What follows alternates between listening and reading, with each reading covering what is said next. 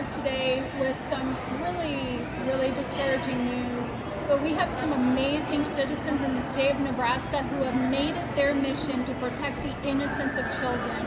And how does one protect the innocence of children in the state of Nebraska? Well, this video here today is pertaining to the State Board of Education. And sadly, 5-3 voted to say that it was okay against Rule 10 not to have the change in the edit of Rule 10 pertaining to Kirk Penner, State Board of Education member Kirk Penner and his goal to protect the children and make sure that there would be a curating process and that sexually explicit materials could not be within the Nebraska schools. However, one thing that the edit to Rule 10 did is it gave the power back to the local school districts, but it was the core of protecting every single student in Nebraska. With that said, to my left here is Terri Cunningham-Swanson. Sorry, it's been a long day for us. And then right here is Scott Thomas. And Scott here is the Regional Director for Nebraska on the United States Institute of Diplomacy. Scott, do you want to share a little bit of what you had came forward today at the State Board of Education and just let them know? You talked a little bit about the human rights versus the civil rights, but with the focus on the human rights, and how does this pertain to what Kirk Penner's Rule 10 would have done if passed in protecting the Nebraska schools, in protecting the innocence of children through not allowing the sexually explicit materials, and just what you had shared with the board in accountability? Okay. So, in my capacity as a human rights consultant, one of the things that we've been looking at for about the past 5 years is what could be the causes of some of the problems in our society right now, and what can be done to address them. And what we found is that a lot of it has to do with subjective interpretation and statutory language. So the best thing you can do is kind of shore up the language, and as best as you can to try and remove any instances of subjective interpretation where people are reading into the law how they want to read it. So what we did was, last year I started with, in May there was a city council meeting where my pastor at my church, his wife had brought a book forth that she was concerned about wasn't appropriate for children that was in our public libraries. And so I came up to the city council meeting because I wanted to learn more about what was going on in my city. And what I come to find out was that there are some books, very questionable. The city council was tasked with reading them. Not one of them could give a defense of it. They voted, to keep the books in the library. There was our city councilman, Paul Von Barron, voted against it. I think there was one other city councilman that voted with him. But it's 2-6. It's an uphill battle for some reason. I'm not sure, and I've been trying to source exactly why it is that something that's always been very clearly decided in our society is now up for grabs, is up for interpretation. So I went to the city council meeting and I brought my own book. And the book I brought was called Do I Have a Daddy? And I held it up at the beginning of the meeting before I started speaking. I said, we're here to talk about books that are being pushed on children, predatory books that are being pushed on children. And I think that the precursor to this was 30 years ago when this book was written. So I read the back of the book and it says, when Johnny has a bad day at school, Susie will tease him and tell him, you don't have a mommy, you don't have a mommy. And, he goes home and he asks you don't have a daddy, excuse me. And he goes home and, appreciate it. He goes home and goes, because I was like, I lost myself there. Okay, he goes home and his mom asks, he asks his mom, do I have a daddy? And she tells him, you, like all other little boys and little girls, have a daddy, but being a daddy is a real hard job, and sometimes daddies leave and take off and run away, and you don't really need a daddy because you have me, and it's okay, and that'll be enough. And so what I saw was there are these steps taken to, there's welfare programs that incentivize the mother to push the father out of the home, or if he's in the home, he can be brought for what is it called? Child support proceedings, correct. Yeah, and And so what we see is like a whole generation, a couple generations now, of children who have been deprived of the efficacy of their fathers. And this creates vulnerable youth.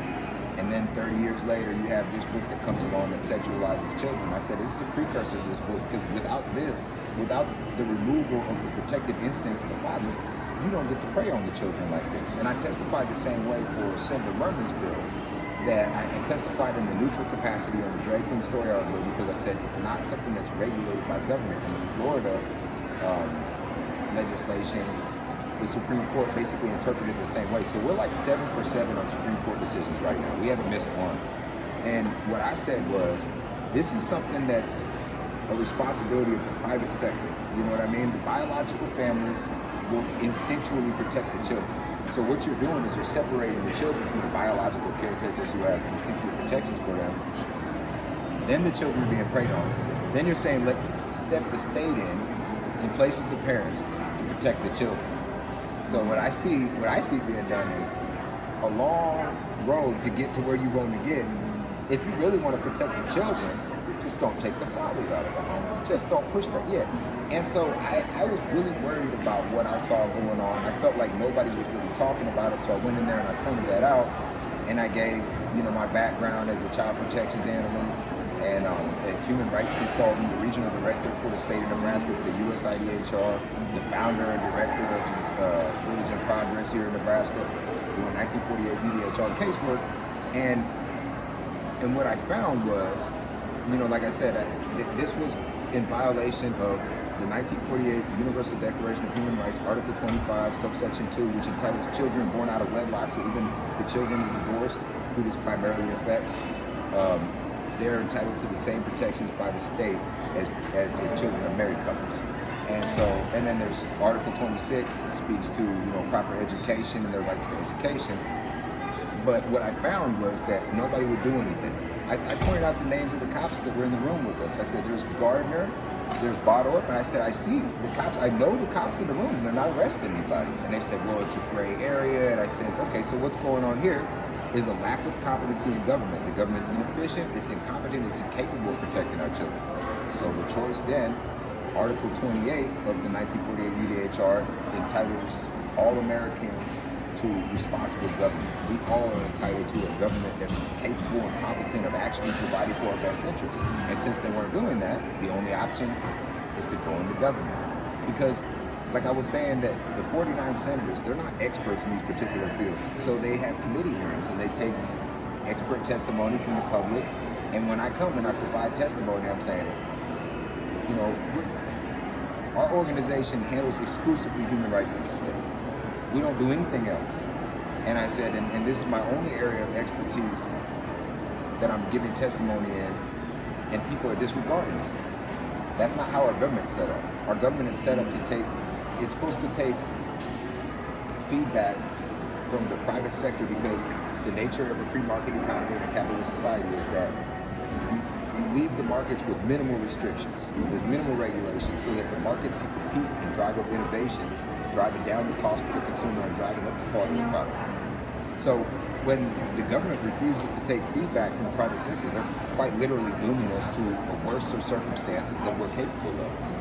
And that's another form of a crime against humanity. When the government steps in and fails to provide the proper infrastructure for you to live the optimal life that's possible in the society where you live. So like in America, we can be living arguably better than having to argue with our school boards about not sexualizing our children. We shouldn't have to fight for these baseline freedoms and rights. So just to kind of regroup here is to say that you're saying that there is international the human rights, what did you call international the Universal Declaration of Human Rights. Universal Declaration of Human Rights. And so basically in declaring that there is a common sense in there that the protection of whether a child or children or a child is with a mother and a father, there's still a same covering over them, as well as with a child who has just like one mom or one dad. But tying this together, that also the context, and correct me if if I'm saying anything wrong, but part of your testimony of sharing that there's also a common sense in the things and just the natural order of law, and knowing that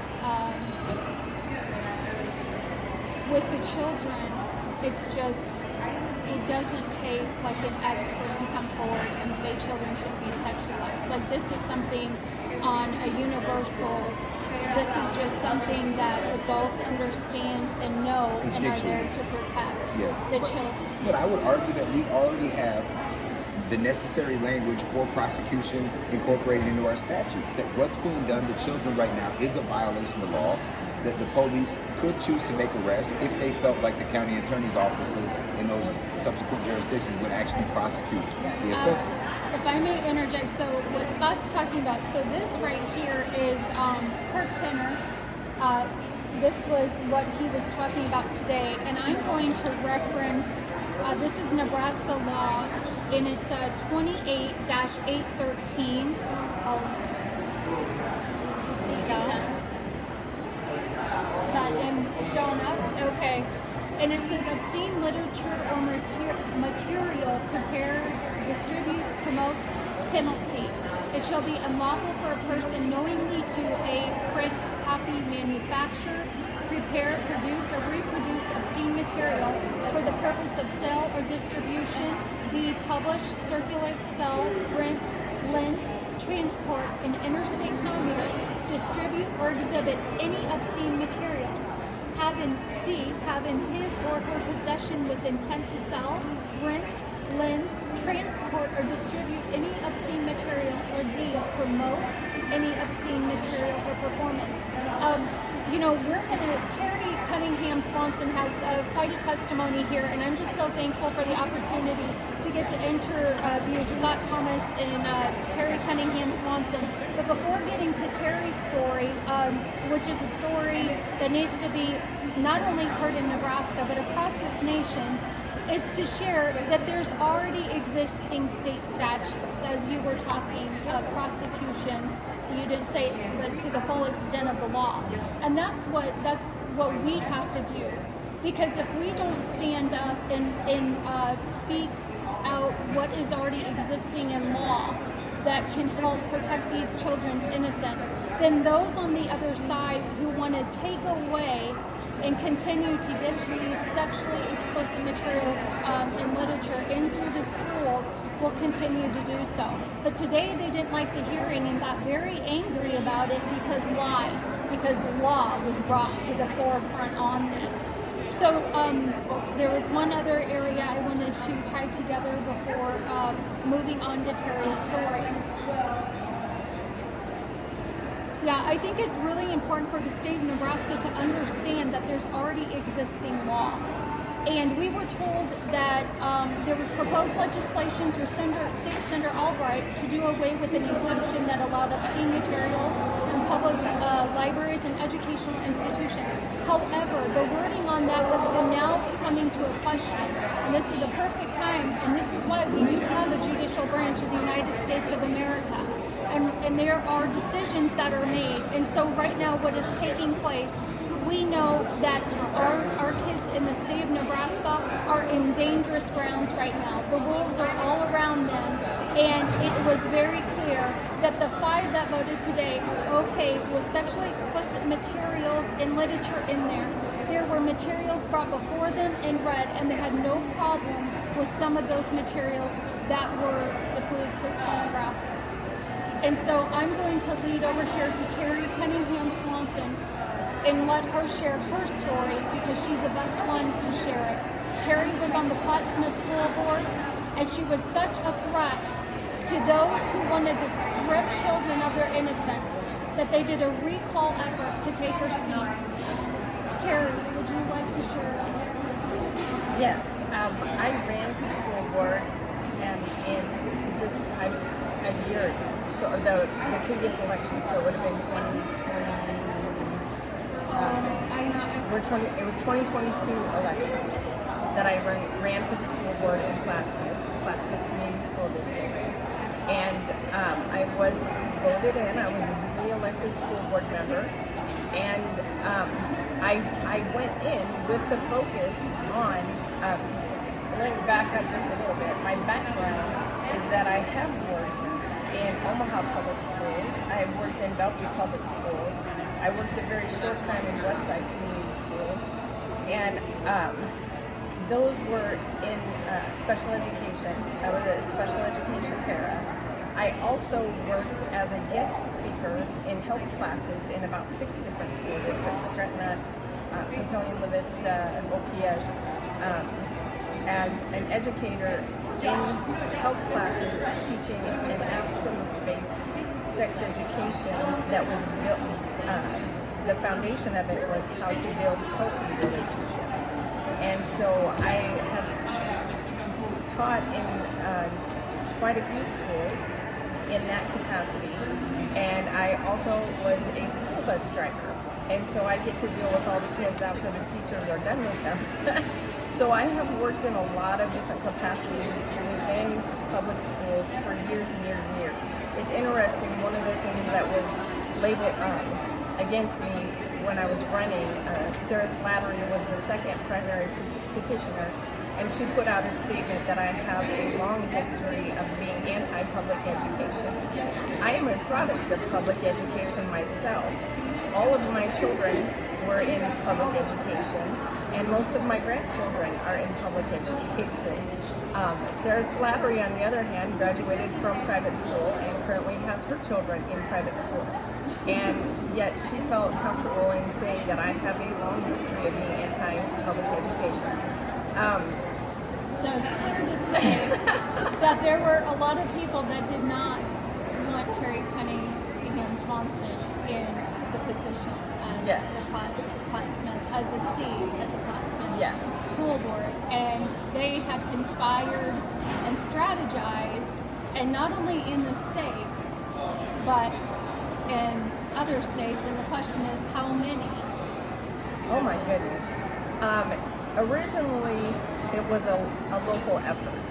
There were people in Plattsmouth that were very much opposed to what I ran on. I knew what had been happening in particularly OPS and Bellevue. And I was very concerned about that, reaching And are you out talking into, materials? yes. Sorry to interject, but Yeah, just to the follow comprehensive materials sex for- education, the problematic library books, So Marxist sexually indoctrination, sexually through- explicit yeah, materials. all of it. And this was not hearsay. No, this was you had because I actually worked done in the research. schools, and I literally went out and I think the final kind of tipping thing for me was seeing books that were donated by the Susan Buffett Foundation to OPS schools and looking at the kindergarten books that were donated, and teachers were expected to use those in their reading centers in their rooms, not even necessarily in the libraries, but how kindergarten rooms will have different centers, and books provided by the Susan Buffett Foundation to use inside the classroom included books like Who Am I believe was the name of it, Kids Guide to Gender Identity. And it said things like, are you a boy? Are you a girl? Are you both? Are you neither? Are you something else? It said, adults don't know what you are when you're born. They make a guess by looking at your bodies. But nobody knows who you are but you. This was in kindergarten, putting the idea in the minds of children that biology is not real, that there is no such thing as male and female, period. That is how we are created. That is what our biology has always been. I so thoroughly enjoy being called a science denier when it comes to things like COVID, and then turning around and having people say that biology is non-existent. But I digress. And they're basing it on, I was going On to say feelings. feelings. On feelings. Which feelings anybody can feel. And this is really, you can laugh to a certain point. It's so ridiculous, Yeah. but actually we really should be crying because It is targeting our children, and what we're finding out now is that it has become a social contagion. In all of recorded history, when there was any type of information about true gender dysphoria, it was always men, and it was less than 1%. I don't remember the exact percentage, but less than 1% of the population that really truly struggled with a mental condition, and it was diagnosed as a mental condition. It was a type of dysphoria, a type of body dysphoria, which also includes anorexia. It also includes different times when the mind and the body don't agree. We would not tell a young woman that has anorexia, well, if your mind is telling you and you feel that you're fat, even though you weigh 75 pounds and you are 21 years old, or a teenager, more likely 14 years old, and you are nothing but skin and bones, we don't look at them and say, we're going to ignore what's really going on in your body, and we're going to agree with your mind that is out of touch, and we are going to affirm that. So yes, you are fat. Yes, you do need to binge and purge. You do need to take these pills to make you lose weight. That's unthinkable. And yet, in the same category, gender dysphoria, we are now flipping the script and saying that another type of mind-body disconnection, that we are going to ignore the reality in front of us, we are going to ignore biology and true sex and gender, and say, we're going to affirm what your mind is telling you, and lead you down a path of, first within schools, socially transitioning kids, where all of the pronouns come in, where all of the using the different restrooms and everything comes in. Another thing that is a big danger is that clinics like One World Clinic are that are very, very much on target with this whole agenda to sexualize and to transition children. They are targeting schools, and particularly rural schools, to put clinics inside of your school so that they can provide that type of service. And the consent that parents give is signing a form at the beginning of the year saying, yes, my child can be seen in your clinic, thinking if my kid has a fever at school, they can go there and get an aspirin. Not if my child has some kind of confusion that's been brought up by a book or by a teacher or something, that they're gender confused, that they can go in and start transitioning socially and possibly getting hormonal treatments and eventually surgeries. That's not on people's radar. Well, and I want to add to that, because in Lancaster County in Lincoln, Nebraska, the superintendent was made aware, and there was actually a report in the Lincoln Journal-Star, and there was actually a person who was, we would say, a trans activist. And I'm going to break some things down, because there may be some people that identify as trans that are watching this, and there are those that don't really want you to see the message, that those who are coming forward and upholding the existing state statutes and saying that there are those who should be in prison for a year underneath the class 1 misdemeanor. This is Nebraska law. This isn't us being mean. This is protecting children. So please stay on. I'm gonna tie this together, but this is very serious. A trans activist, it was a mandatory meeting, came into the Lancaster County or Lincoln Public School system. There were psychologists, was my understanding, and nurses. Now this is past news, but what was greatly troubling is that this person had brought up a topic of conversation. And I have to pause, because the topic of conversation that I'm discussing here, that within ear reach of a child or anything like that, I mean, the way state statutes are, you have to be careful. I'm not handing any information, but just even as we're here to inform you guys, we actually are held more to a higher level of accountability, they're trying to tell us in this than the 5 members of the State Board of Education that are okay with the sexually explicit materials going in. They say they're not, but they've allowed what's going on to take place. And they voted against a rule change today that could have changed that and brought that to a stop.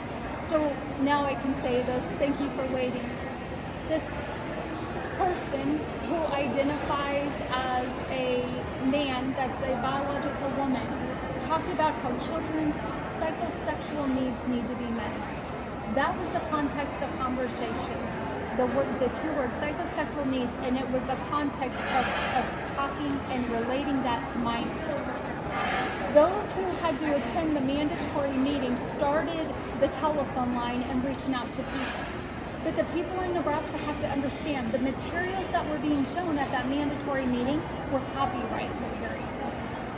So what does a copyright mean, right? That means that copyright is you have to get permission from the authorship of the person to use that. Now, mind you, they brought it into the Lincoln Public Schools to do this.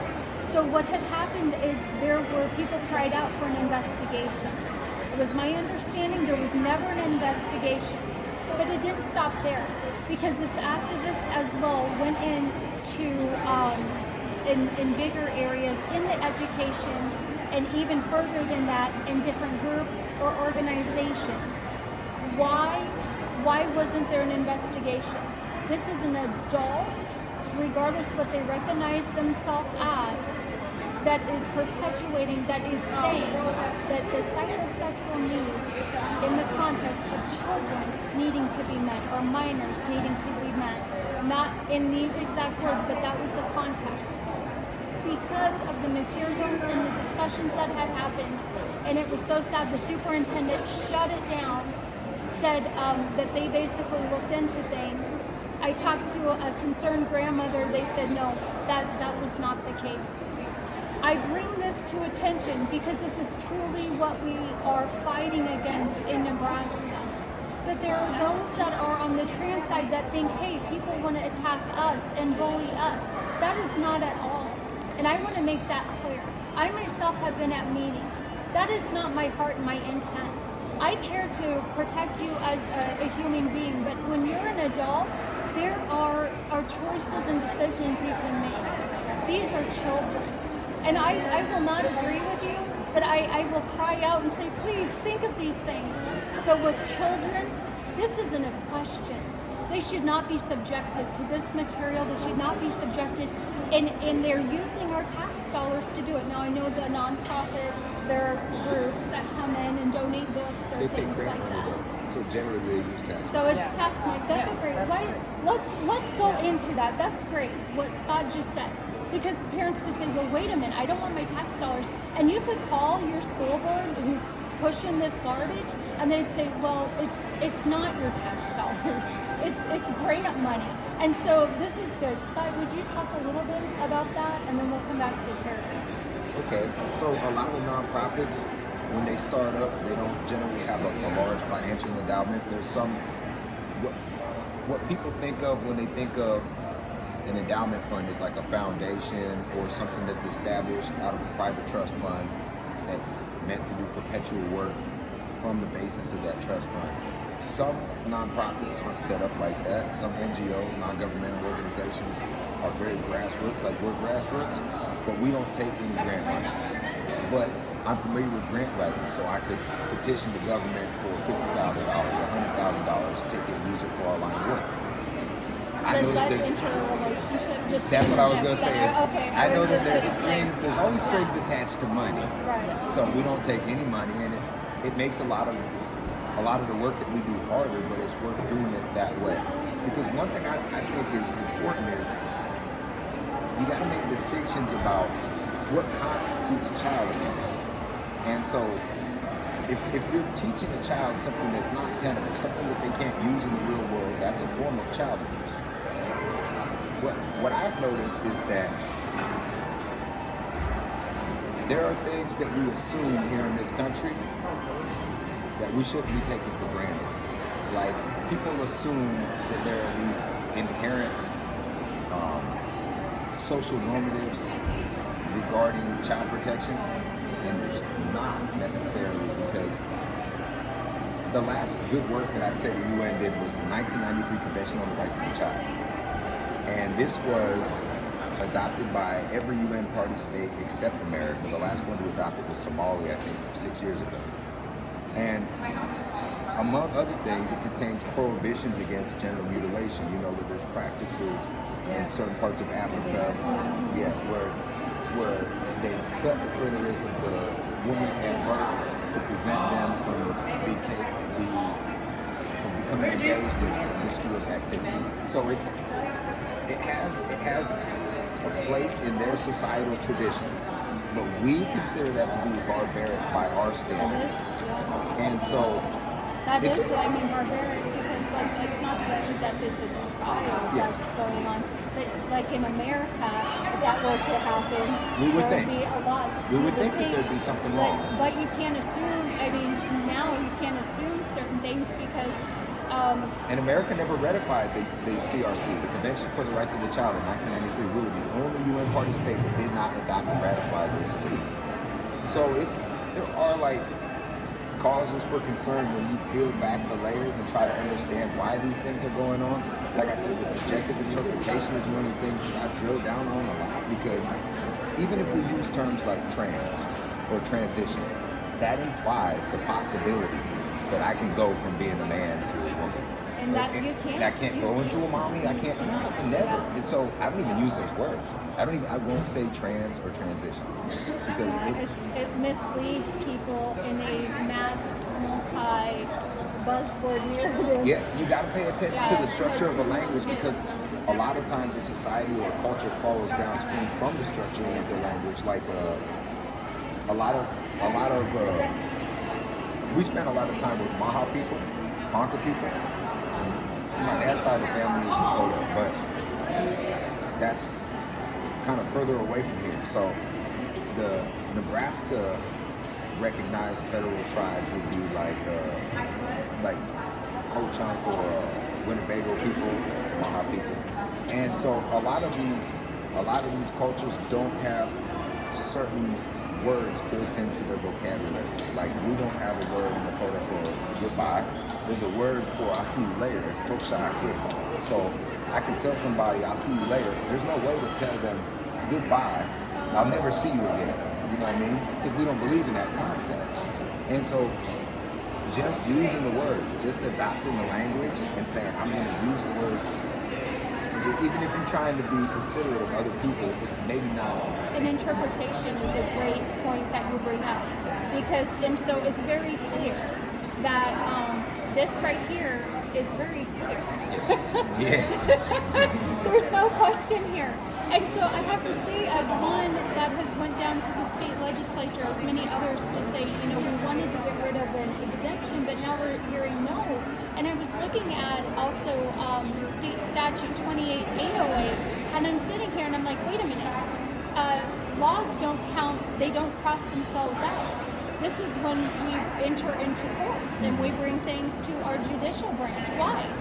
Because this is, exactly, because they're not supposed to legislate from the bench. They're supposed to uphold. They're not supposed to create the law, but they read in the interpretation, and there's power in that interpretation.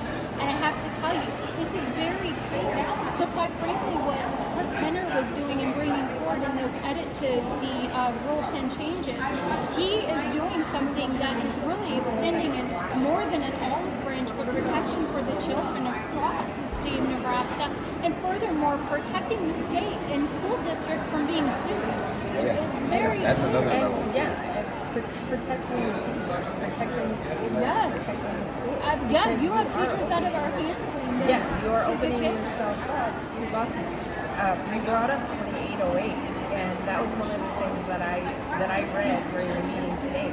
And there is particular language that I think is specifically even a little bit more drilled down and appropriate to this conversation, because it's talking about providing obscenity to minors. When we get a book to can you read the statutes on child abuse so we could just read into the record like Yeah, the tie words? it all together. Okay.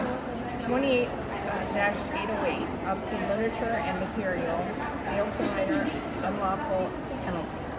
It shall be unlawful for a person knowingly to sell, deliver, distribute, display for sale, or provide to a minor. That is key. Or knowingly to possess with the intent to sell, deliver, distribute, display for sale, or provide to a minor. Section A talks specifically about more like visual pornography, such as pictures and sculptures. Since we were talking about books, I skipped that portion and went down to section B. Any book, pamphlet, magazine, printed matter, however produced, or sound recording which contains any material or matter enumerated in subdivision 1A of this section, or explicit and detailed verbal descriptions or narrative of accounts of sexual excitement, sexual conduct, or sadomasochistic abuse of a predominantly prurient, shameful, or morbid nature, and which taken as a whole is harmful to minors. Any person who violates this shall be guilty of a Class 1 misdemeanor. So we are talking specifically about the law that clearly states providing this material, not just Hustler magazine, but a book such as just about anything by Ellen Hawkins, Red, White, and Royal Blue, The Bluest Eyes, all of these books that we're finding in these libraries across Nebraska that do contain sexual excitement, sexual conduct, all of this, it is illegal. And there is legal statutes that say very clearly what this is. Yet we're overlooking all of this. And I do want to make one clarification, because this whole obscenity exemption has been bantered around so much, and that is inaccurate. And I will say that's one thing that school board member Jacqueline Morrison clarified today, and I was so glad she did, because I have not heard anybody on that side clarify. There is not an obscenity exemption for school libraries or public libraries. What that law states is that if you are brought up on charges of providing sexual material to a minor, when you're in court and you're defending yourself, a possible defense can be, I'm teaching an anatomy class. I am a medical, I'm teaching someone in medical school, and originally when that law was written back in the 70s, it was to apply to college level medical schools. It was never intended to be brought down to K-12 level. That was the original intent of the law, is saying, okay, if you're teaching anatomy, physiology, biology, certain things, yes, you will have some of these topics that come up and books that contain this. It was never intended to make a blanket exemption saying we can bring every type of sexual deviancy, sexual descriptions, explaining to kids, like one mother said, do I need to have the school teach my child how to give a good blowjob? That's what we're talking about. We're not talking about medical books. We are talking about obscenity. Actual sexual. Yeah, and it is infuriating that this is a type of argument that those 5 members of the State Board of Education continue to throw up in your face, as though it is a false dichotomy.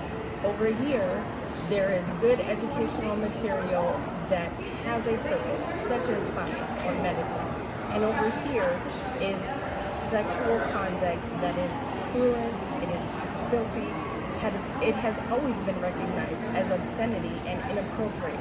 That's why when you would go to like movie ratings, exactly the same thing. I brought up in one of our school board meetings, why do we have a book in our middle school that has over 400 cuss words, vulgar language? And if that student walked in and had a t-shirt with one of those cuss words on, their shirt. We would make them change their shirt or turn it inside out because it's not appropriate. But we can tell that same student, you can go into the library, check out a book that has 460 some cuss words in it, and that's okay. It is cognitive dissonance. We are not making any sense whatsoever. And the people at the state board level that want to play games with these words they're just completely disingenuous.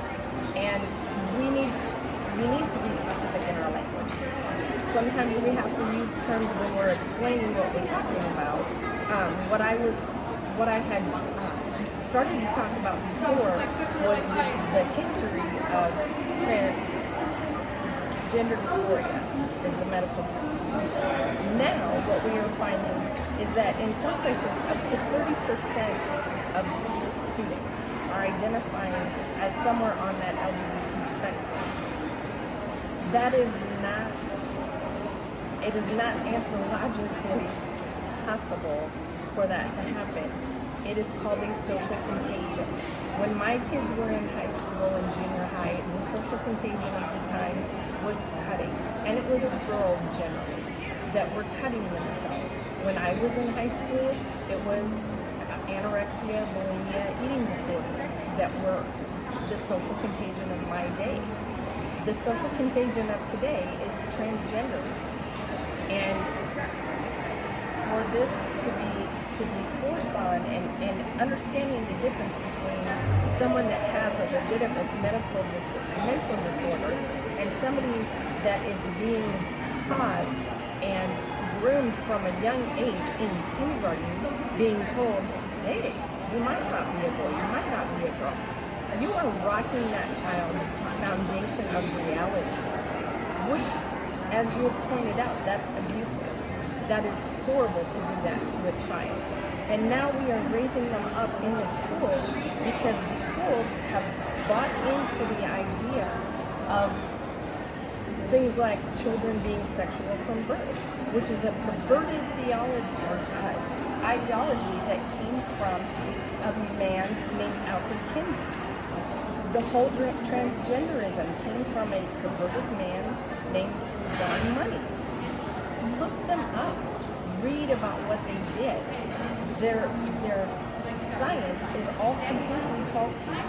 It is based on the abuse, the sexual abuse and mutilation of children, and yet we have major institutions within our government, within our school system that are upholding the garbage that these men put out as pseudoscience to justify what they are doing to our kids in our classrooms now.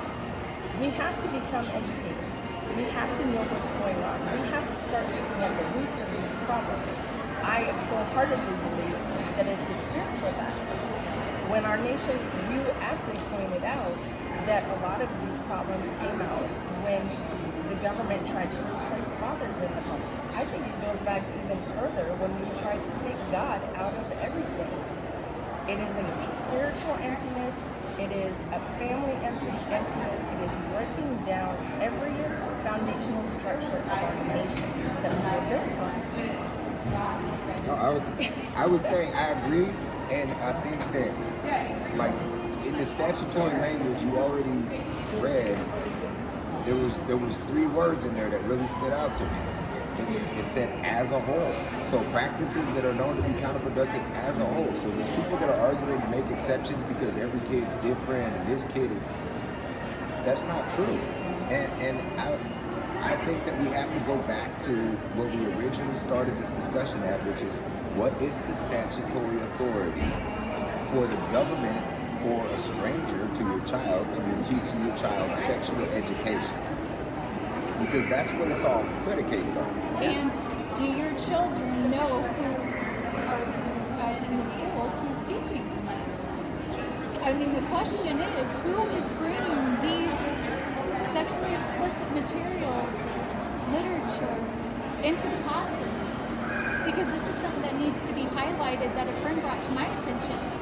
These books very likely could be used as curriculums for some teachers that are pushing this agenda, and we have right now no area in the Nebraska state legislature that, I mean, Senator Albright had went forward, but we need people to really stand up. And I'm with Scott on this. What is our existing state statutes?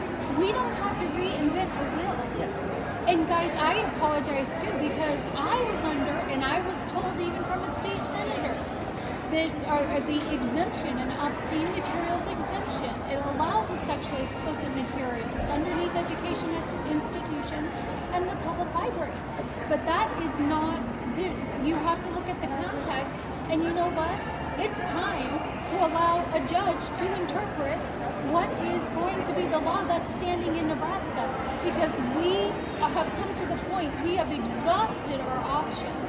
And there's even something more so that people are talking through pertaining to the judicial branch of power that we, the people, need to understand of what we have to hold our government accountable. These governing authorities on the State Board of Education have made clear, after horrendous, disgusting material that has been read, that is all about stimulating in people's bodies and body parts, taken away from the education atmosphere of the schools themselves. This has been their number one area to stand. And I'm going to tell you guys, there's another guise. We called out the health standards as a guise to push what people call this comprehensive sex education. But there's something else hiding underneath this that people should understand in the state of Nebraska and whatever state that you're in, because the same tactic, they can use it. They don't have to pass this through standards. These books are already where they're at, and where there's apathetic action, you don't know, because it's not written in policy. But don't be deceived, because it could very likely already be a policy that's unspoken. We already had seen that there were people going undercover and having interviews with education professionals who said it was their goal to push this agenda.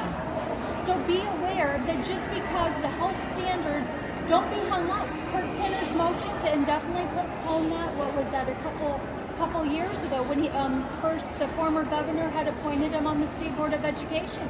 Kirk was ready to say, no, we protect the innocence of our children and definitely postpone these health standards. But I want to let you know, they did not do it. But even if they would have done it, if they would have indefinitely postponed those health standards, they still, the way these books are in the schools, it could be an unspoken curriculum agenda that teachers are bringing in and adding and putting through with their tests and everything. Because also on the other side is we have not been able to pass in the state of Nebraska the parental rights to the parents' rights to their children and what they're being taught in their classrooms and in these areas. And I know Senator Merman had addressed, Nebraska State Senator had brought it forward, but this even goes deeper, because we are dealing with people that really, some of them don't get it. And I'm going to use State Senator Carol Blood as an example. When Senator Merman had a bill, and Scott, you had testified on the neutral side of things on that state legislation pertaining to the drag queen, with the drag queen story. We were against the practice of it, but we testified in a neutral capacity because of how the bill was how written. it was written. And I want to say that's really, thank you. That's really important, because you know, you could have someone tell you this is good and it's going to cut it out, but if that language you read can be interpreted the opposite way, it could actually be used as a double-edged sword and put you in a way worse scenario than you are. Yeah, and put you in a worst-case scenario. And what State Senator Carol Blood said, I was so floored. There is a person that recognizes themselves underneath the name Ukulele. And it was addressed, that name, and it's on public record. I believe it's 2023, State Senator Merman's bill. What was the problem? She had no problem that this man who identifies as a drag queen or whatnot, underneath this alias of this name or whatnot, could do this around children and had no problem with the name. And State Senator Carol Blood was on record and it's like, saying to Senator Merman, well, you and I understand that name, but that's going to go over a kid's head. She had no problem with that. You have to understand that we are dealing with some people that have that mentality. That is why it is now time. It needs to go to our court system. We don't have any more time. The longer we wait to try to go, we've wait the last 3 years. Some people way more faithful than what I had this last year. But the thing about it is we have tried and tried and tried. And it doesn't matter on a local level.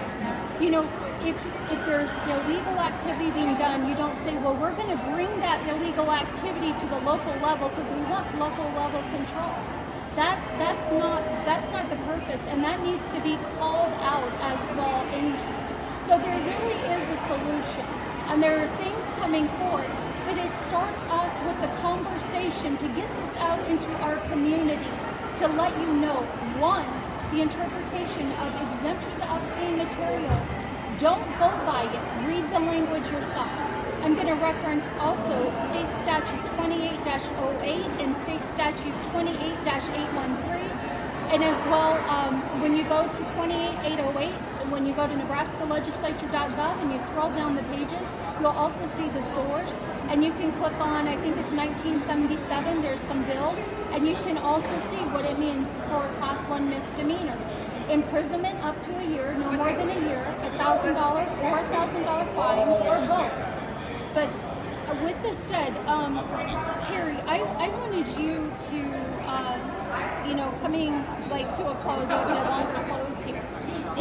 Sorry, Terri. Scott, you were talking just a little bit of what you had said on how you had testified on that bill because of the language on the neutral side that you were concerned with how it was written pertaining to on the drag queen bill. It wasn't that you were for these men scandally dressed like women and being in this sexualized environment, reading to the children, but it was about the writing of the bill. Would you go a little bit into what that writing of the bill was and why you said on the neutral side, but just being definitive to say you were not for, that sexual environment? I want to be clear with it. I think a lot of this stuff that we're talking about here constitutes child abuse. Like I said, I don't recognize transitioning in any legitimate sense of the word. I don't recognize it as a scientific phenomenon. What I believe is that I'm watching young children tortured in full public view of our society. That's what I think. And so when we talk about whether or not this constitutes child abuse, the basis of any law enforcement investigation, when law enforcement begin an investigation, the first question they ask is cui bono. It's Latin, means who benefits. And that's where they source their investigation from. You know what I mean? So they want to see somebody's dead, who would benefit from their death. And so the question primarily becomes, who's benefiting? When you asked the question earlier, who is it that's bringing this stuff to our kids? We don't need to just, say our children should be sexualized by strangers. Who are they? Why are they? Where are they? Where is this coming from? There's this bush, and it doesn't have a face to it. And that's one of the things I would say. That's where you start with. Is trying to figure out who is benefiting from this. Because if I have a 10-year-old son, if I tell him he can grow up and be a mommy, and he can get pregnant and have babies, and he really can't, and I train him to believe this, I condition his mind, operant behavioral conditioning, classical conditioning.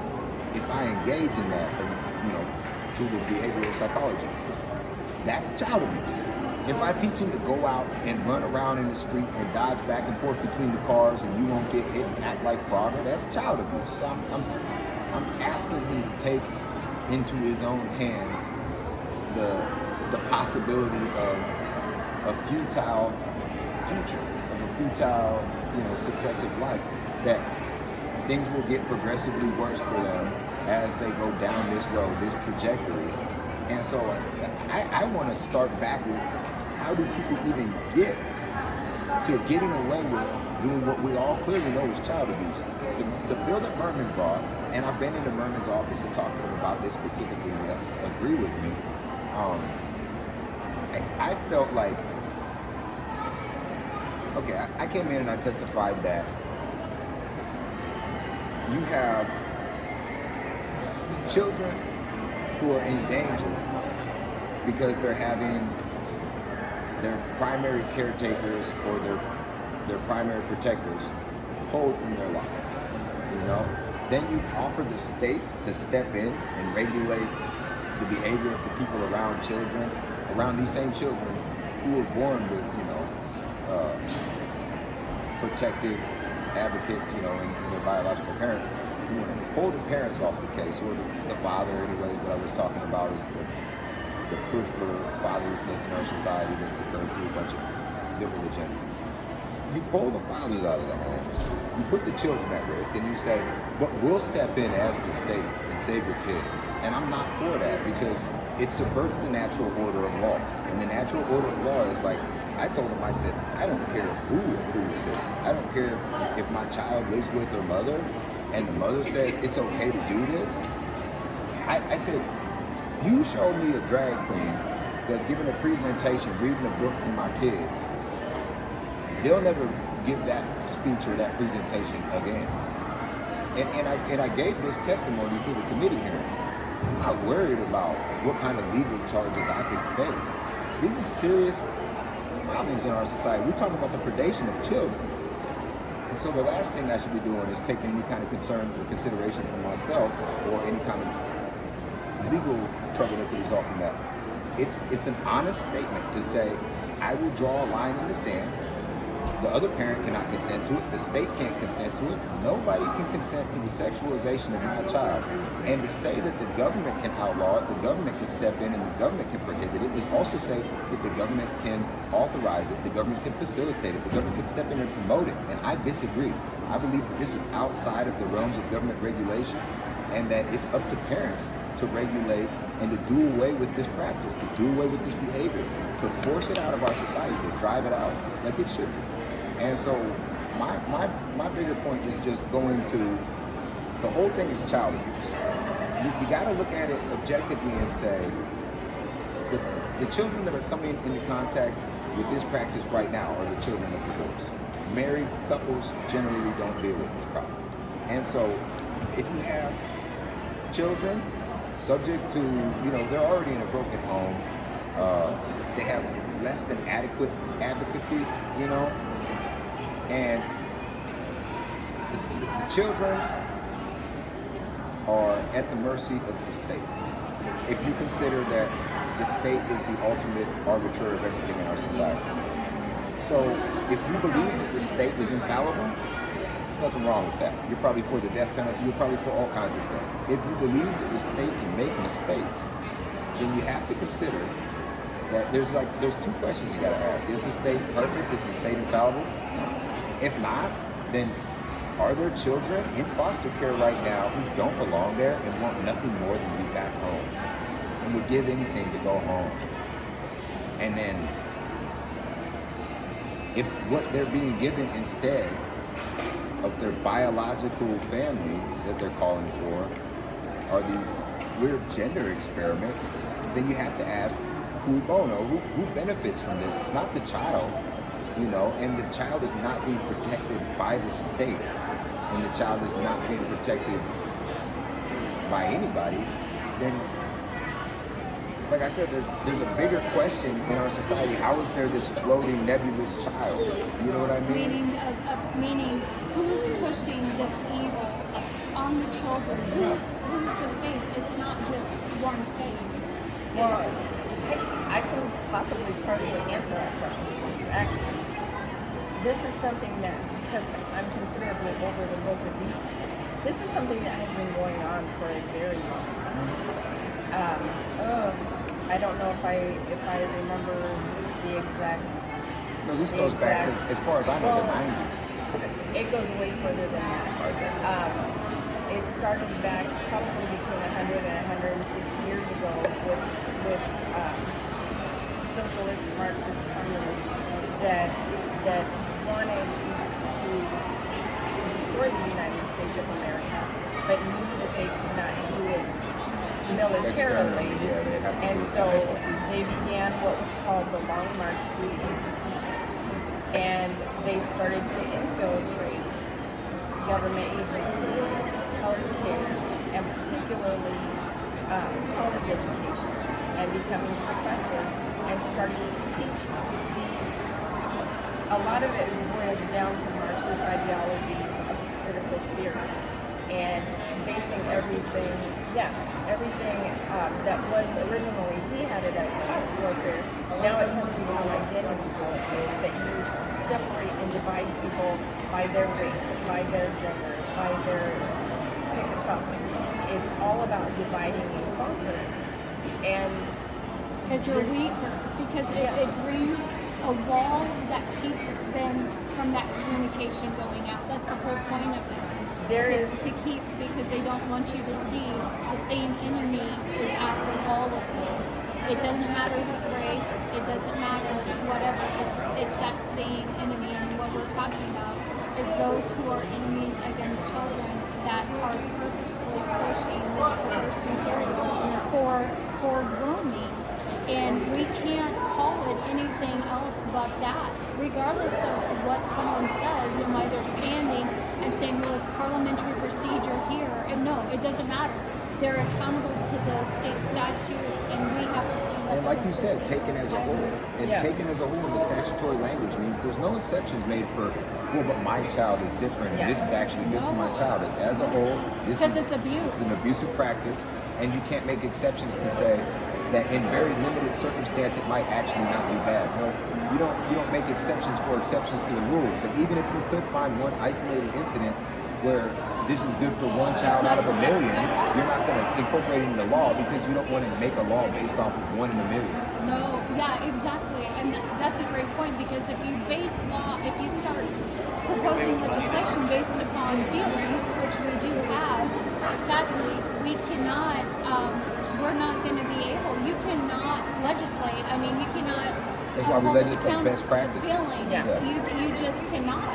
That's why, I mean, if we're going back to the Constitution of the United States of America, and when we talk about our inalienable, I'm trying to think what God gives us in responsibility, human rights, and natural, and the pursuit of happiness, pursuit of that, or what am I saying? I can't think, I'm tired here, but talking about our liberties, that we have liberties as long as they don't infringe upon others, but when they're infringing upon others.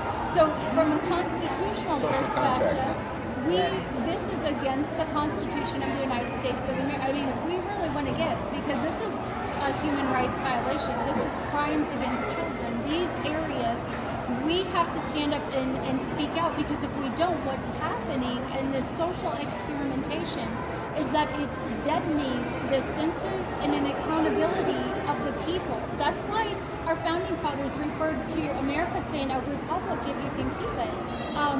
If we lose our moral compass, so goes our freedom in these areas. So what does this mean? People can say, then you hear them come up and say, you're trying to tell me how to raise my child. No. According to the Constitution of the United States of America, it's very clear.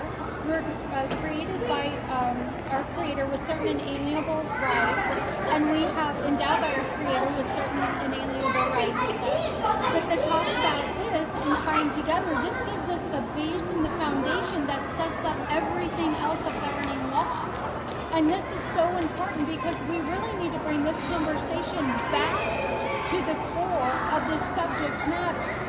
Because otherwise we are like, got one left foot one way and one right foot another way. But the core of the subject matter, right, is what is the statutory authority for the teaching of sexual education to children in a public setting? There's got to be some kind of statutory authority, because otherwise, if you go up to one of these kids and start talking to them about sex right now, you would expect to be arrested. You would expect to be arrested before you meet them all, right? That's state law, which so we what all makes it different? So what makes it different need about that setting, that there's a teacher present, that there's a classroom present? What's different? We're trying to figure out.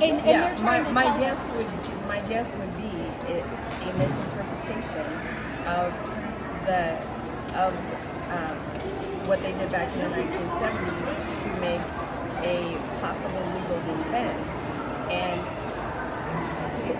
people, like you said, with all these different words, that they want.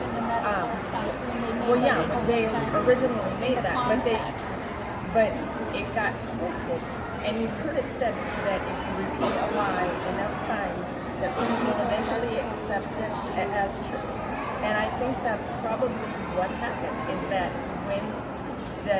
when the language was put into the Nebraska state statutes that said there can be a defense for that in an educational realm, that over the years it has been twisted and manipulated to where we have just accepted this obscenity exemption as fact when it is not and never has been. I will, just because I wanted to continue on the point about where these ideas come from and that faceless, we have been infiltrated with more than half a century of communist, Marxist, and socialist indoctrination that has become foundational in our educational institutions. I encourage everyone, look this up, to search the 45 communist goals as read into the congressional record on January 10, 1963. This is 3 years before I was born. This was read into the congressional record, and it was a list of 45 different goals that these communists and Marxists had designed in order to infiltrate the United States and do this long march through the institutions to take over and tear the country down because they could not overcome us militarily. I am only going to read 2 of these goals, but it will give you a great idea of where our educational system went wrong.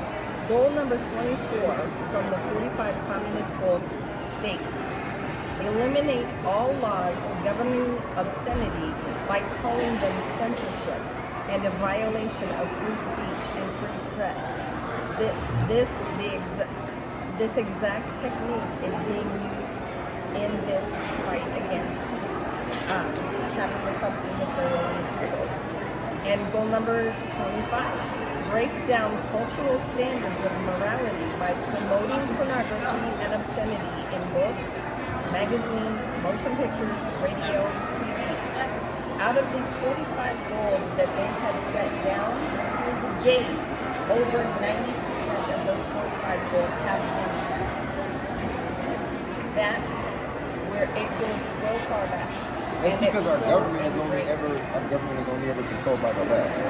If you look at like conservatives, when they get into office, look to repeal regulations, roll back government overreach and overstep, and so the laws that are being put down on the paper are almost always by the left. Like, we live by a series of their laws, as few as we can, and we pull back as many as we can. But that means that we're busy pulling laws off the books. We're not putting our laws down. We're not the ones writing out how society should function. And that's you probably both know on that. That's what happens so much in our unicameral is that when it comes to the senators bringing forth the bills that they want to have discussed, there's the number of ones that are brought forth by conservative senators, and there's the number of ones that are put forth by liberal senators. They overwhelm the system. You guys have seen it. If you've been watching the legislature, they overwhelm it. And I'm going to say it's Republicans too.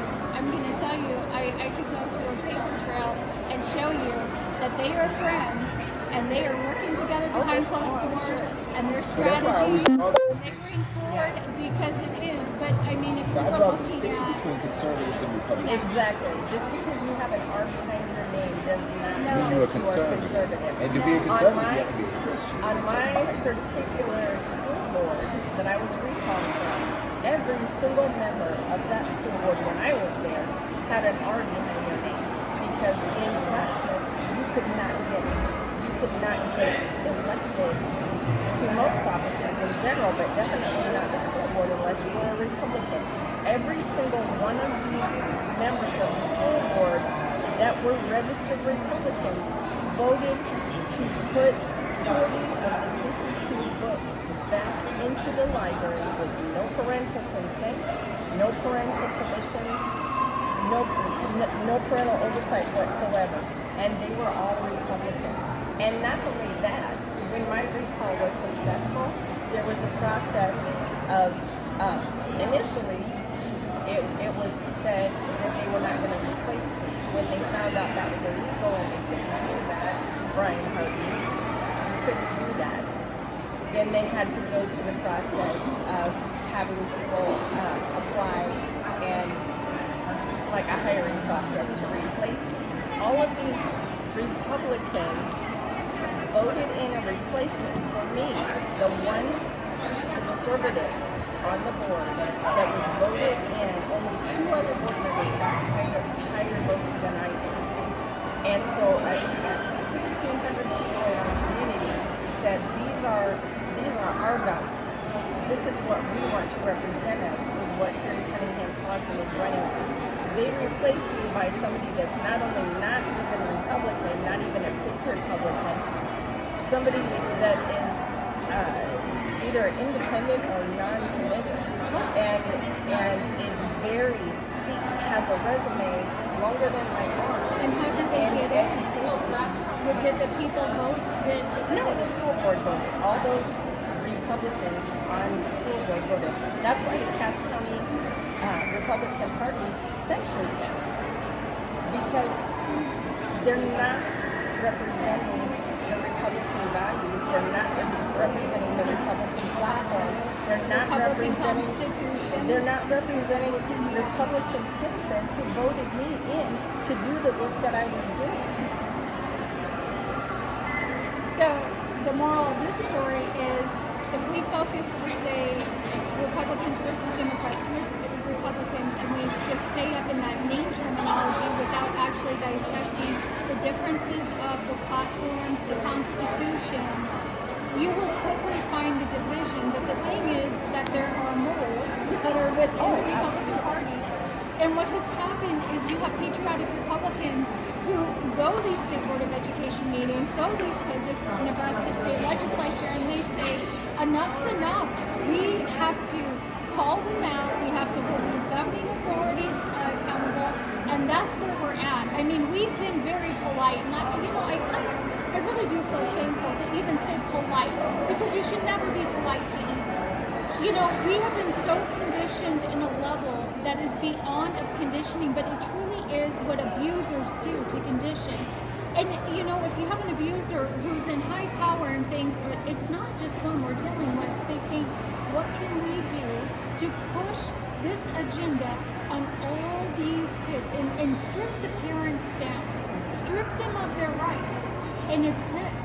When we, the people, are not educated to know what our duties are, to be watchful citizens, to understand what is amazing about the Constitution of the United States of America, and then as well, knowing what is it with your state constitution, because your state constitution cannot take away any constitutional liberties from our U.S. Constitution. So tying this together, the good news is there is accountability. The good news is what we were told on exemption of obscene materials and being able to give to minors under a guise of education as institutions and public school libraries. The good news is, no.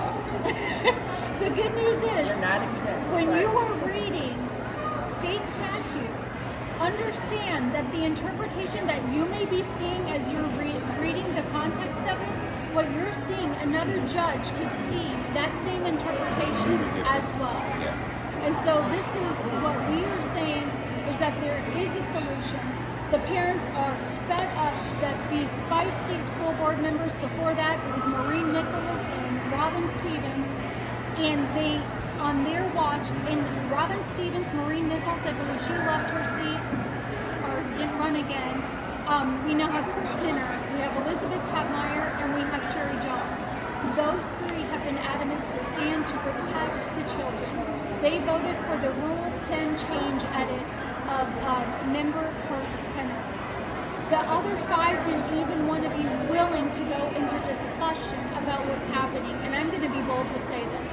It is time for the Attorney General in the state of Nebraska to stand up and exercise his duty and what it is, because it is his job that if the state in any capacity is practicing lawlessness, he's supposed to stand up against that and hold it accountable to the United States Constitution and the state statutes and the Nebraska Constitution.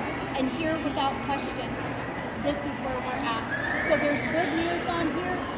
We have been very polite, but you know what? We are not out of order when we cry out publicly, when they tell us to remain silent and take back that they're okay with pushing this literature and these materials on the children. It's not. It's abuse, and they could face up to 1 year imprisonment. Yeah, I just want to be clear about. I do believe it constitutes child abuse. I outlined earlier how the state makes mistakes. If the state is fallible, if it's capable of making mistakes, and there are children in the foster care system erroneously, or unlawfully. Unlawfully. My point is that there could be less than scrupulous methods to take children from their home, right, to purposely put them in state care, which, and then deny the right. Well, because there's a monetary gain in that. The children have been monetized by the system, so there's a good incentive for it. And my point is that if you have these children who have been deprived of their biological parents and their proper advocacies, that are then a captive audience, and you're forcing sexual content on them, that's a form of child abuse. And I would say that it's absolutely right. And the 10th Amendment,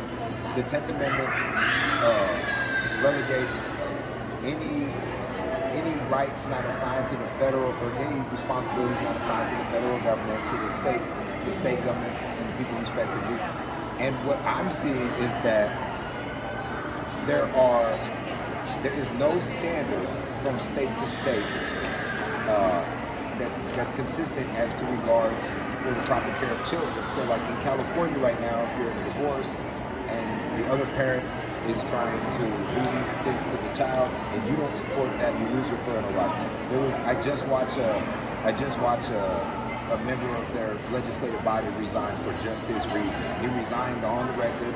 I'm leaving because of these laws. I'm getting my family the hell out of here. And the discrepancy between one state and another state is a form of disenfranchisement for the rights of these children and the rights of the parents. But like I said, I don't want to get too hung up on parental rights, because abuse should never be right, because what Governor Newsom, he has allowed kidnapping through the guise of a minor trans to flee to their state. I don't know if the terminology would be like a sanctuary state for minors, but I would question, I think that there should be legal action against the California governor and what he's doing, because this, and then I think the other states as well should hold him accountable to where those children have left and fled and used their jurisdiction of power. I see that may be coming, because there is a lawsuit right now. I want to say it was brought up by maybe Missouri against Planned Parenthood for trafficking minors, because whatever state it was, Missouri, Kansas, was it Missouri? I'm going to say it was Missouri over Kansas, because I don't trust Kansas at all. I heard it or read it, but the state is bringing a lawsuit against Planned Parenthood because in that state there are laws governing abortion, and Planned Parenthood was breaking those laws to take minors out of the state so that they could get these abortion procedures, because it was illegal to do within the state. So they were human trafficking. Yes. And so all there these things are prerequisite. Thank God there are attorney generals, and becomes there are against states humanity that are. because they are taking But I do think that people are starting to rise up, and there are some attorney generals in the states that have some cojones that will stand up and say, this is what I was put in office to do. This is the line, you crossed it, you will not go any further, and you will be held accountable. You have to start doing that. I know just from being a parent and being a grandparent, it is human nature that if you're doing something wrong and you never have any accountability for it, you never have any consequences for it, you're going to continue to do the wrong thing. There's no incentive to correct your behavior. Exactly. And that is what we have done with our government, with our education systems for far too long, is that there is no accountability. And it goes up to the highest levels of government. We need to pick our battles and choose where we're going to fight this fight, but it needs to be fought. especially our elected officials, and especially our school systems accountable for what they're doing. And when they're not protecting children and pushing forward or going against rule changes, state law. This is beyond Kirk Penner's rule edit to rule change 10. So I mean, that's just a reality that what we also have to look at is how our elections are ran. And I found it very interesting with Deborah Neary, what she talked about. She'd say, well, recall efforts. You know, she talked about recall efforts. Let me take this knife out of my back. Here's the thing, because Terri and the recall effort worked, but here's my question. Who were the votes? Is it getting long? Who were the votes? I did think it was like 2 hours, and it said an hour and 20. That's okay. We'll close on here. But who were the votes? See, in the state of Nebraska, every ballot, even if it's your ballot, and there are some that use voting machines, it all is counted through a machine. And it was all mail-in ballots. And these it was all mail-in ballots. So I'm thoroughly positive that there was ballot harvesting and things like that going on. It was not a regular election. It was a special election. It was held by a mail-in ballot. 100% of all the ballots of anyone who would vote all went through mail-in, which means there's proof. There's no chain of custody at all for the mail-in ballots. Yeah, and Deborah Neary also said she has always been an advocate of local control, and that was like so laughable in my recall. It began as some local people that filed a petition that brought it forward and brought it to the community, and it was community people that were involved. That recall petition failed. When it failed, and the first recall petition failed on the local level. When that happened, which means they didn't have enough. They didn't even have enough signatures to force a recall election. But what happened and also was the people with the most knowledge about it didn't want to recall you. They had to go to people who had a lesser understanding of the circumstances of the situation. And there were lies that were told to recruit those numbers. Oh my gosh. So continue with what you're saying, because they need to hear this. It was taken from a local level where it failed and it should have ended.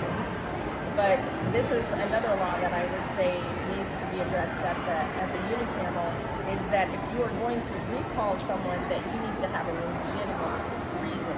Not, I don't like you, I don't like your opinions, I disagree with your point of view, therefore you are not fit to hold office.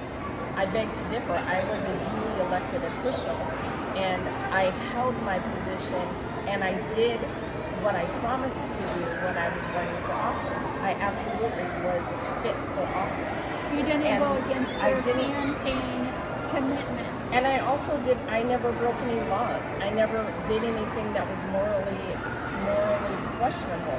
It was all, we don't like your opinion. We don't like you. So team ball. Yeah. Team ball. My team versus your team. Exactly. And so so we need to have some type of guideline saying that if you're going to recall somebody, there better be a darn good, actual, legitimate reason to recall them. It should not be you can endlessly bring petition after petition after petition after petition, which I had to take time away from my job, my family, and my duties on the school board to fight recall after recall because they would not stop. And in the second effort, what they did was, rather than deal with it at the local level, is that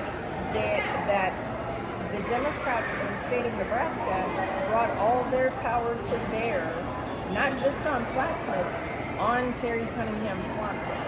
And the local Facebook page was cleaned up, and different people were put in charge of that. There was somebody brought in from outside that was a Democrat, that didn't even never lived in Plattsmouth, was not in our school district, graduated from a different school district, that was put in charge of the recall effort. That there were some outside of Plattsmouth that built or recalled Terri Cunningham's website. And there was all of this rumor and innuendo and accusations.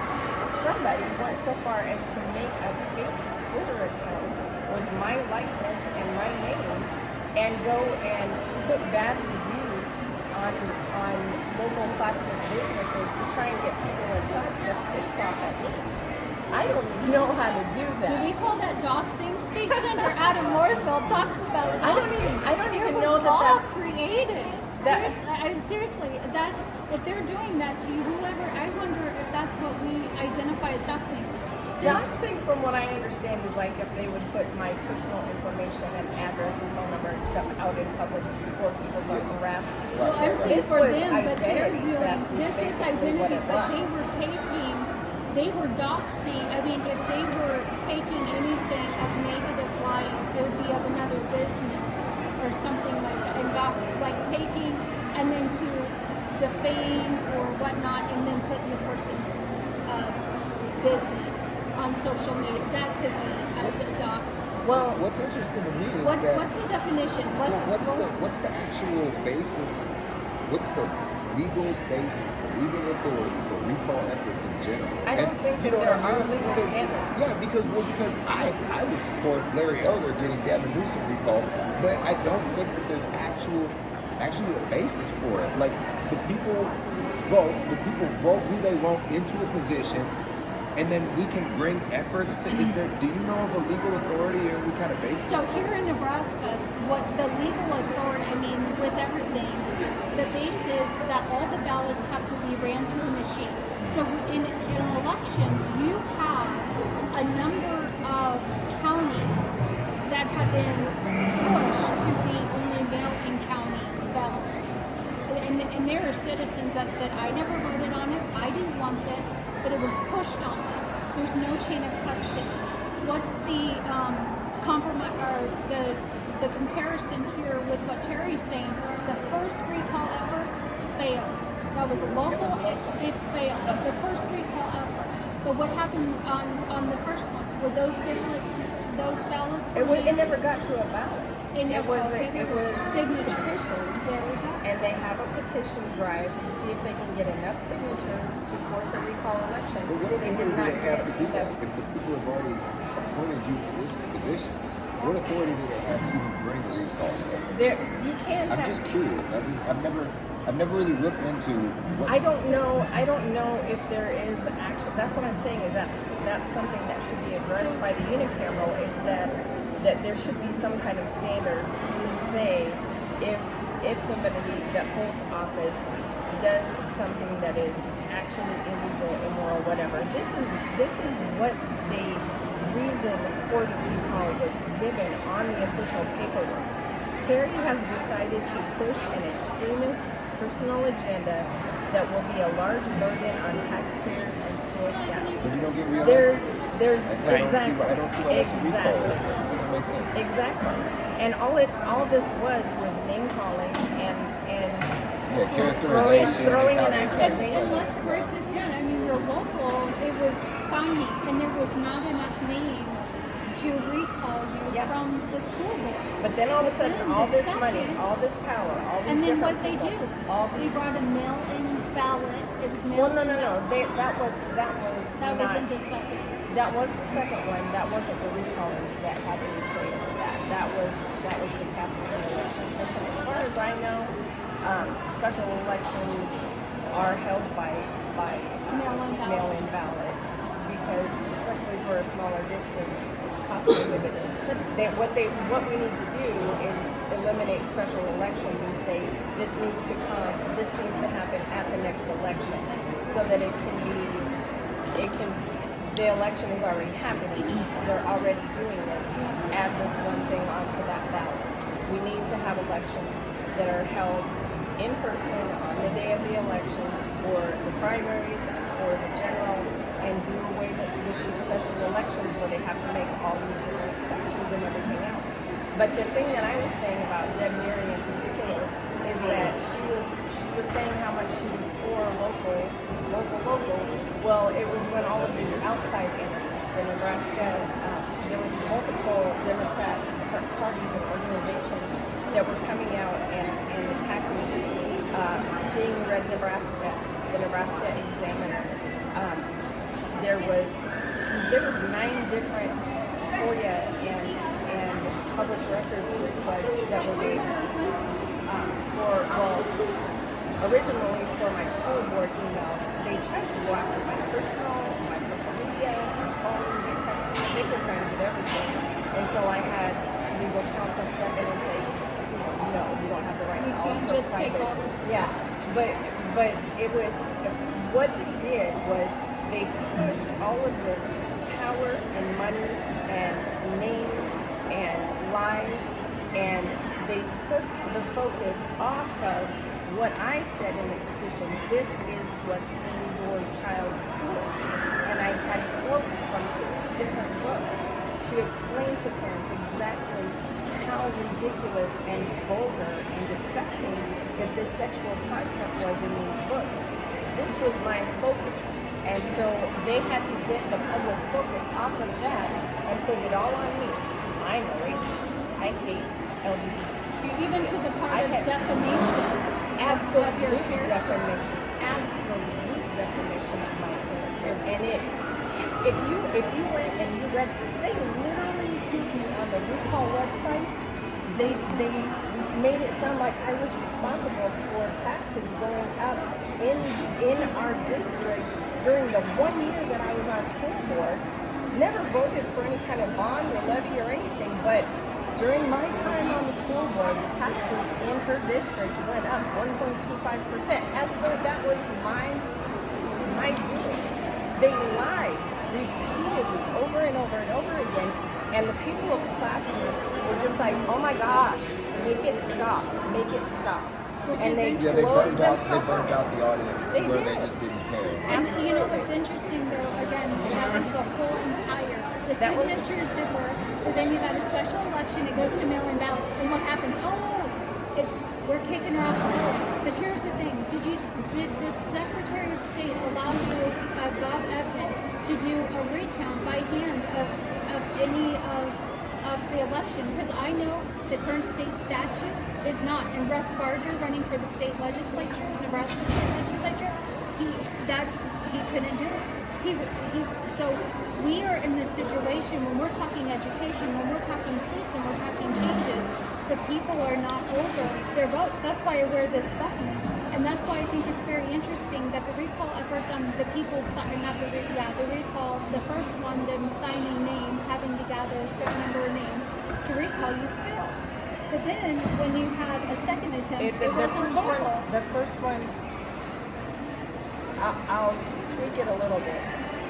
They were both recall petitions that require enough signatures to force a recall election.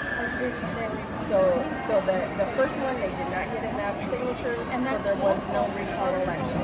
That was predominantly local people that were handling that and dealing with it. When that failed, and all this extra attention and money and focus, for goodness sakes, the dude from Star Trek, Lieutenant Sulu, posted on his Facebook page about my recall election. The Epic Times posted on my recall election. Yahoo News posted on my. It was insane. Plattsmouth, Nebraska, a town of what, 7,000 people, and there's one school board gathering member, Yahoo News. and it was insane. The amount of money and attention and time and focus. There was some journalist that, what was the name of that site? Meadowlark or something like that, I stopped counting. I know an 11-part series on my recall election. Store Apple. We're going to have to make this part 2 here because I know this is about mom, but I really think it's important to have these conversations. And I encourage you guys, if this is so long, like go through what, that you can hear, but make sure that you get the context. So 28-813, 28-808, read this. And the whole point of this is saying that there is no law that should be existing. You can't even call it a law that is okay to teach children sexually explicit materials. Hand it to them. Literature, nothing. And the 5 board members, including Lisa Fricky. Before Lisa Fricky went up there, I said, Lisa Fricky, I said, you should know that with the Rule 10 that Kirk Penner put together in voting against this, you are accountable into state statute and basically could face imprisonment up to a year. Look at state statute 2808. This is a very real reality. This isn't just to flex muscles and put people in jail. This is serious. Children's minds are being physically damaged by this. I have heard stories of kids coming home and crying because they don't know if they are a boy or a girl. This is abuse. And abuse has no place to be protected under state statute. This is not an issue of talking about adults having their freedoms of how they want to live their lives. This is talking about that no abuse should be encouraged nor protected by the State Board of Education in any part of advocacy, nor our state legislature, nor our attorney general, no governing body in the state of Nebraska should ever say that there is protection to abused children. And presently, right now, children are being abused through the Nebraska Public School systems. I am sickened. I have actually read cases, I haven't read the cases, but it's been reported on media of sexual assaults. Lancaster County is a Loudoun County. I talked to recently a court expert, a retired court expert, who said they cannot keep up with all the disgusting stuff of students getting hurt in Lincoln Public Schools. And we also need to address that we need to know there are teachers and pending investigations. And if there are pending investigations and those investigations have not taken place, then they need to be removed until we know that there's a safe environment. In closing, we have good teachers. They're amazing educators. So for anyone of Neary or Morrison or Patsy Coe-Johns, Patty Goebbels or Lisa Fricky to claim that we're going against that, absolutely not. But we have to bring the dividing line and understand there are educators right now that are trying to push a social experiment. And some of them have been even caught underneath the camera in a hidden camera. Guys, you get the closing notes here.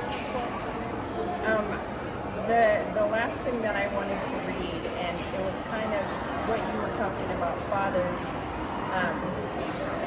I really want to encourage men. There's primarily, and you can see it in the testimony today, there's primarily women, mothers, grandmothers, that are coming out and fighting this fight because we have torn down our men, we have set them aside, we have replaced them with government, we do not give them the honor and respect that they deserve as men, we do not put them in the place as the head of the household. I'm gonna vote for you.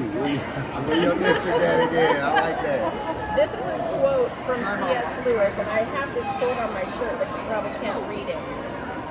Quote, "We make men without chests and expect of them virtue and enterprise. We laugh at honor and are shocked to find traitors in our midst." That's what we're doing to the men in our society. Women, stop it. Stop it. We need our men to fight for us, to fight for our children. They are naturally our protectors. He said it perfectly well. That is the natural instinct of a father to protect his wife and children, and we need to get things back in order. Men, please step up. Women, please support your men. Five. I want to give you 5 on that, Terri. Amen. But yeah, I want to point out that this stuff, it's been going on for 30 years that I know about in this state, because when I was in school, you could get in one fight, maybe 2 fights, and then after that second fight, you'd be in the office. you know, and you'd be talking to administrators and eventually social workers about how young boys, young men were too prone to aggression and all these other things. And what they tried to do was they tried to prescribe young boys, well, that too, because that's one thing is that our public education system isn't geared towards young boys. They keep cutting out more recess and more active behavior and stuff, and that's causing Like a a prevalence robotic, emotionalist way where the kids can't express their creative Correct. abilities and all this. It's Some just physical. Some estimates put disabilities in young boys in this generation as high as 25%. So 1 in 4 boys is exhibiting a disability according to some sort of professional assessment. Now, that's a lot. That's real high. That's like a dysfunctional, collapsing type society. And so not only is there that issue, with boys not being able to sit still in class, but like I said, if you got in a fight, rough and tumble play, boys are more prone to that. Yeah, that's how we express. And so if you got in maybe 2 fights, you'd be talking to social workers about how boys were too aggressive. And what they tried to do in the 90s was they tried to give mood stabilizers to all these kids who were fighting in school. The mood stabilizers were, they might tell you, you're going to take a mood stabilizer. Well, they would tell you, you're going to take this pill. So I'll give you an example. It's Risperidone. The brand name is Risperidone. You're going to take Risperidone.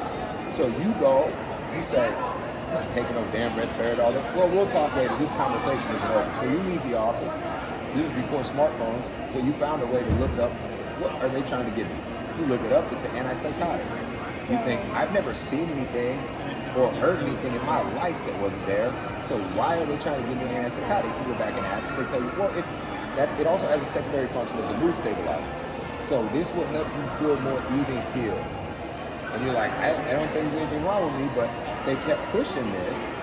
Eventually, if you refused it, you'd be in a group home. You know what I mean? Because you're a threat because you won't take their drugs. And so you can't be at large in the society. 5-10 years go by, I'm watching late night infomercials, and I come to see, did you take Risperidone, brand name Risperidone? Little boys were given Risperidone in the 90s, and they developed female breasts because what they were giving them was estrogen. Yeah. And so how do you socialize the aggression out of young boys? You turn them into women. Well, Yes. that's what they think.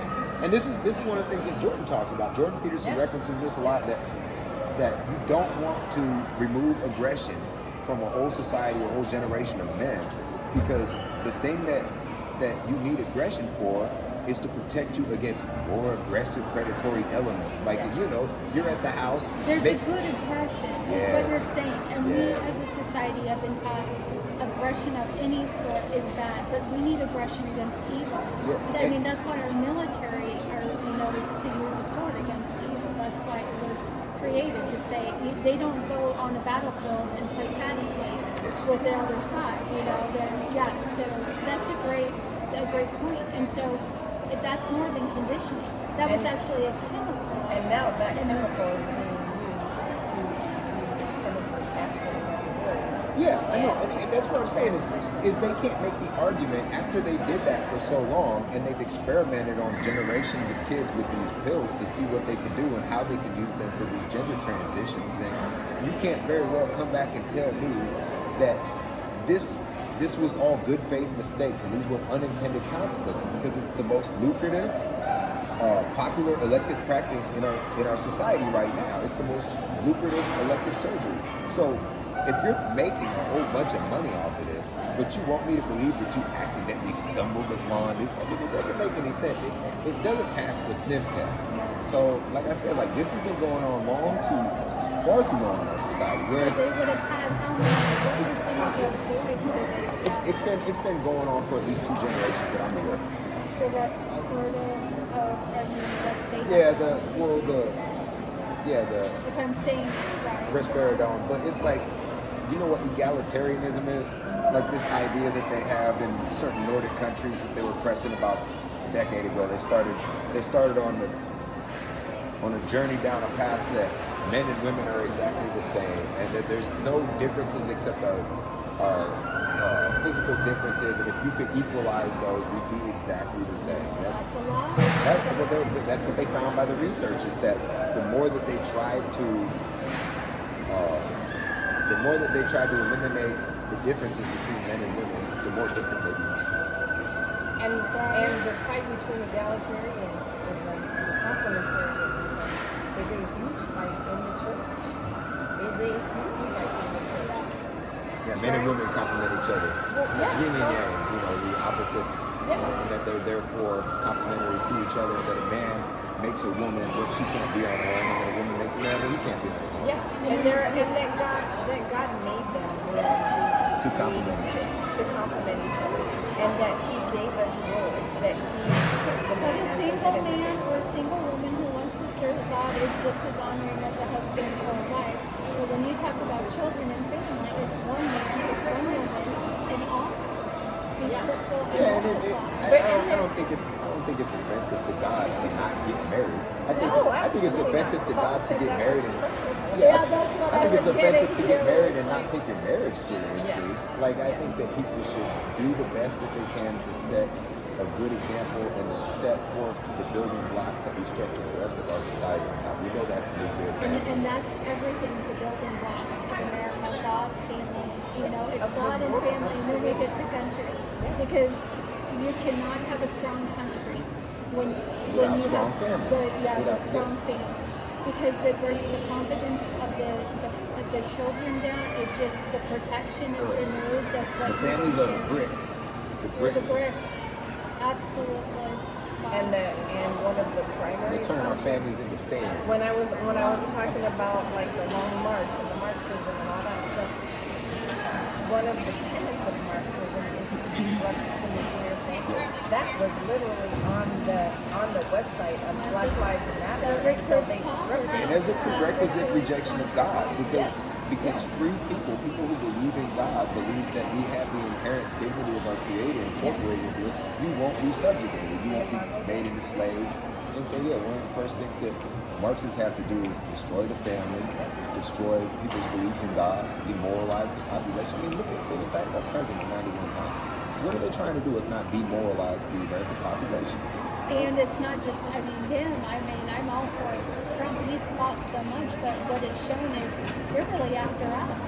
They're after the business. They want to seize What they do is they take out, if you want to fight a fight, what you going to do, you're going to take out, if you walk into a room and there's 20 guys, you're going to go for the biggest. And then you're going to fight the smaller guys after you take the biggest guy out. So what they're doing is they go into the strongest fighters in our society and they're attacking them. Once he they knows, remove... he knows strategy. He understands laws. He understands the connections, because it really is him who's the law. You take out Trump, you take out like between me, the American people who are not afraid to speak up, people who will put their foot in their mouth on a regular basis. And that's what that was their biggest complaint about Trump. It was like, well, I don't know, you listen when he talks and stuff, and he'll ramble off and he'll say stuff that he shouldn't say. I'm like, But they did a gag order too. They didn't want him bringing forward information on election stuff, because you have the special counsel from the justice. And the biggest threat to suppression is people that are hard to flash, people that are hard to So there was suppress. proof. There's proof, and they did not want Trump bringing proof forward, and working to do the gag orders and all of this. And It's not about him, it's what what he would say. Well, yeah, and It's the truth he would bring Exactly. to life. Yes. And I would say, and I think we've got to stop talking We gotta about wrap. these days. But as I said all the time, That's almost 7, huh? I constantly said, I am not the target. I am not the victim. The victims and the targets are those children that are standing between those people that are after our children. And the other victims are the people that think, maybe I do need to step up, maybe I do need to speak out. And then people in Plattsmouth saw what happened to me, and multiple people that were for me and standing with me and we're going to run for school board are like, I cannot put myself through what you went through. I cannot put my family through what you went through. They use me as an example. They're using Trump as an example. They're setting these people up to destroy us, They're trying to intimidate you. absolutely destroy us in order to shut you up, in order to shut you up, because you can't have it.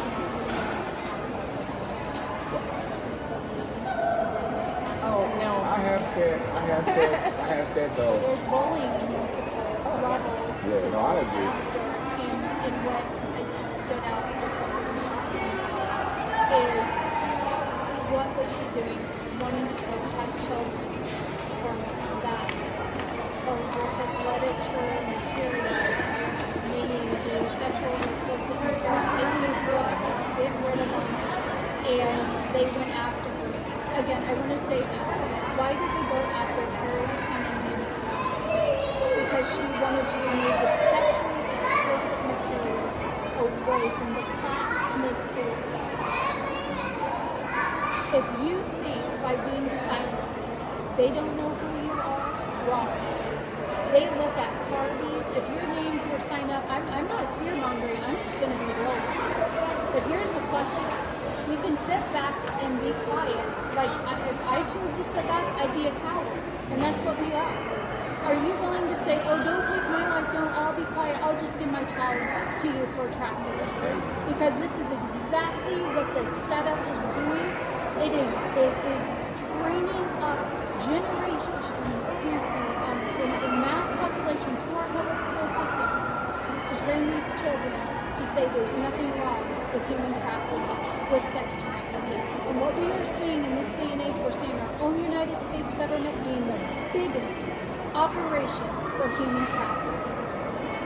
This is a reality. This is what we have to put our foot down on the local level throughout every state in the United States of America, And right now in Nebraska, we have the legal grounds, we have the legal standing, and there'll be more to come on that. But Scott and I'm going to say Terri, that's so funny. I got it.